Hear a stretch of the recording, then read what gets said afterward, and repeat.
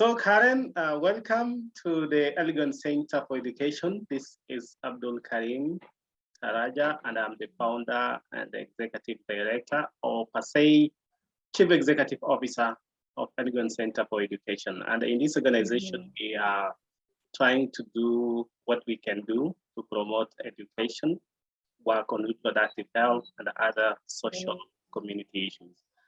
And as you are aware, we are now into the third day of the 16 days of gender activism against gender-based violence that started on 25th of November and will end on 10th of December 2021. The same 10th of December is actually the World Human Rights Day. So perhaps I want to start this interview by welcoming you on board and also giving you an opportunity to introduce yourself briefly, before we go ahead. Okay, thank you so much, Abdul Karim, for having me here. My name is Karen Chepkurui. You can call me Chepkurui or Karen, whichever is easier for you. I'm from Mount Elgon, and I'm passionate about gender-based violence issues, and that's why we're here today. Yes, I am working on also starting an organization called Wonder Woman, and hopefully we will work in collaboration together from today moving forward. Thank you.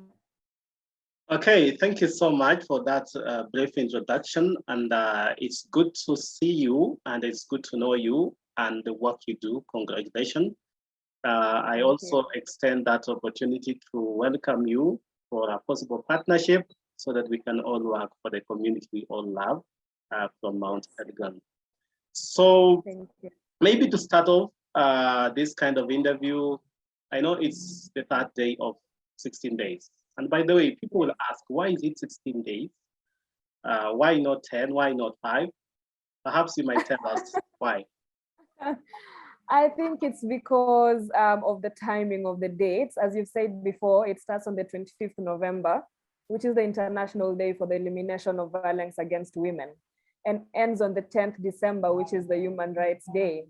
As we've all come to know that women's rights are also human rights. And I think it's just good timing that it ends on the 10th on the Human Rights Day. So you champion for both human rights and women's rights, which technically are human rights. Okay, so that's just it? Yeah, I think so. So it gives you 16 days in a year to deal with all the issues that relate to gender equality, gender-based violence. And as we know, gender-based violence comes in many different forms. And if you put them each form for each day, then pretty much you need all the 16 days. All right. Thank you. Yeah. Now I've learned something new. I didn't know, by the way. And I see you are very, very much passionate about it. Why are you so much passionate about it? What drives you to work on this?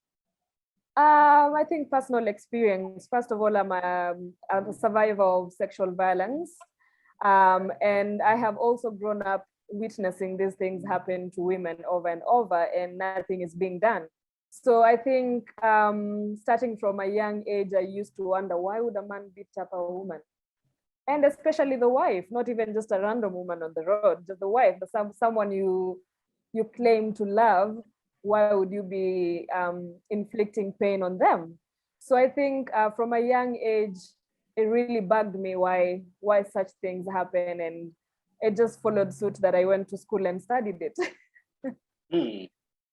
Yeah. So I think that's what led me to pursuing psychology and counseling for my undergraduate. I just wanted to know how the human brain works and why people would do some very horrible things to other people. Yet growing up, I was always told to love your neighbors and love yourself. So that was my bit to understand people. Yeah. And then I followed up with a master's in gender and development, which I think just tied it all up in a cute ribbon of social development and, working for the betterness of our communities. All right, then you have a very much rich background on that. And I like the way you put it. You went to study in psychology to understand the human behavior. Maybe perhaps Yes. through that education and experience so far, what do you think are the issues? Why do men always have to carry out this gender-based violence, according to you and your science? Okay, so first of all, I think it's not always men carrying out this gender-based issue violence. Some women also do it. And then moving on, I think it's become a way of society. So patriarchal norms, the fact that we've always been taught that men are more superior than women, and they are allowed to do whatever they want without any real consequences. If a woman does something similar to that, the consequences are very grave. I think the other issue is power imbalance between men and women. Men hold all the power in the society, and they tend to use it over women. So I think those are some of the very, I would say, main reasons, and then including issues like low educational levels, economic independence, so women relying on men fully for their financial needs. Yeah, so I think the most important thing is the patriarchal norms and the power imbalance between men and women in the society. All right. Perhaps that's a very, very good explanation. Tell me about gender-based violence, especially in the slopes of Mount Elgon that you've come across, and possible, what are the measures that we can all take as individual practitioners or even community, per se, to address this issue? So first of all, I think gender-based violence in Mount Elgon is a very quiet issue. That is because people don't really think it's supposed to be a big issue.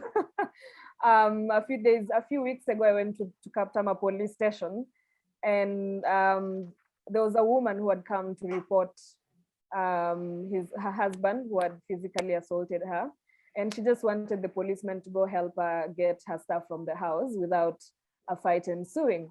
And the police were very rude. They were like, no, you can only write a statement on malicious damage of property and not assault, because that will be too much of a process, you see.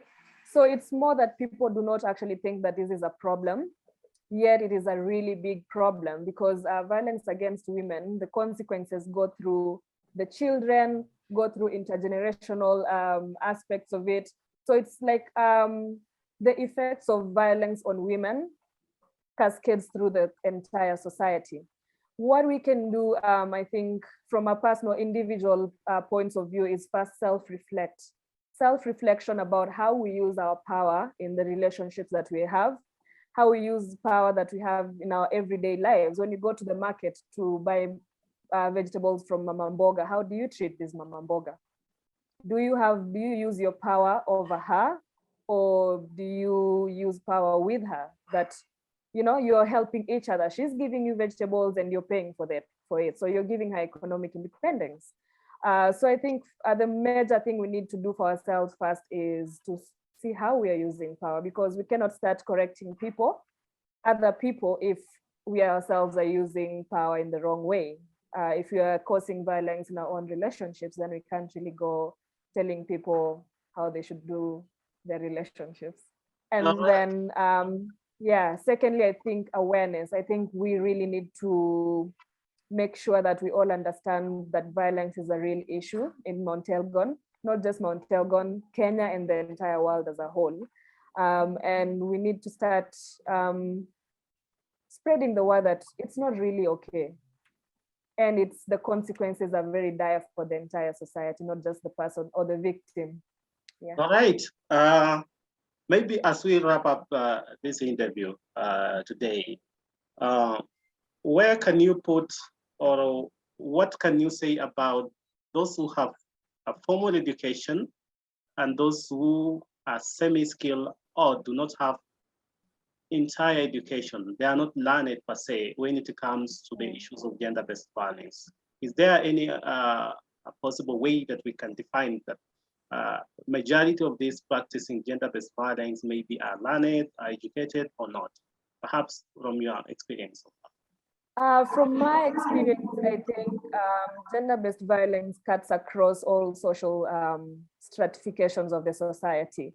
However, research has shown that violence in the home especially is more rampant within those communities or the people who have not had a lot of education, especially past high school.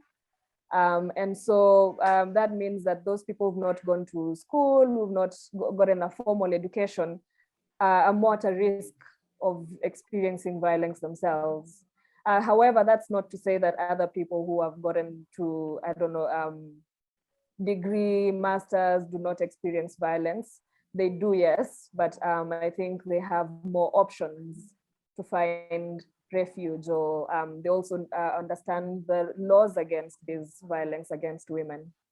Okay, your parting shot for this interview as we continue to observe these 16 days of gender-based violence? My parting shot is I think we've let violence against women go on for too long. It's time we act right now, and that we work towards eradicating violence against women as a whole, which means once you eradicate violence against women, then the society becomes way more peaceful, and their coexistence becomes peaceful, and the society will grow much, much better. And for our future generations too. Thank you so much, Cynthia, for this interview. It's been awesome having Karen. you around. And it's been great. Looking forward to many more conversation on this, and also we'll be able to reach out both online, both physical, and whichever, because any violence against anyone, and especially our women, cannot be accepted going forward. So thank you so much again for the interview, and see you soon. Thank you for having me. Bye.